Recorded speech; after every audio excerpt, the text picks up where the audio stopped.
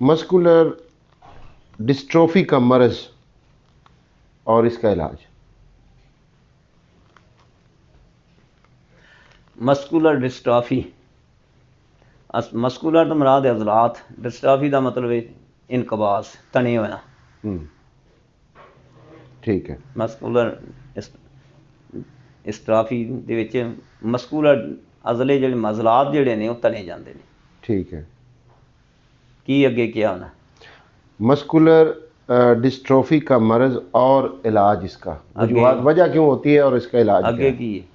वो आगे वजह इसका दूसरा जेनेटिकली भी हो जाती है, विरासती तौर पर भी आ सकती है, फिर ऐसे असबाब भी आ सकते जिस कबल वक्त डिलीवरी है वो पूरी नशोनुमा नहीं होंगी तां भी हो सकती है। कोई नशावर चीज़ां मियाँ खाना वो बाप माँ बाप वालों आ जाती है, बाप कोई ऐसी चीज़ां इस्तेमाल करता है वो नुतफे चो चली गई है, वालदा वालों आ गई है, या पिछे खानदानी चली आती है कोई, ठीक है, जिस कोई ना कोई सबब इस तरह बनता है तो वो हो जाती है।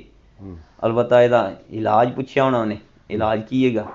इलाज ਇਹਦਾ ਜਿਹੜਾ ਵੀ ਜਦੋਂ ਬੰਦਾ ਪਰਹੇਜ਼ करे, कोई भी चीज़ ऐसी जी है ना मौत तो सिवा कोई भी बीमारी ऐसी जिहदा इलाज ना होवे, इलाज है साड़ी समझ चो ना आवे तो अलग गल है, हकीम डॉक्टर की समझ च ना आवे।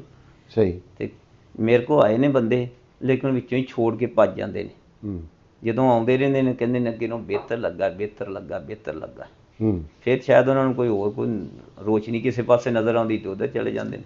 ठीक है। फिर वो मुकम्मल नहीं ठीक होए, यानी वो दरमियान में छोड़ जाते हैं, दरमियान में छोड़ के चले जाते।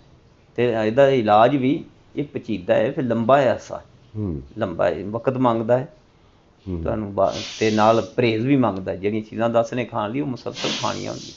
ठीक है।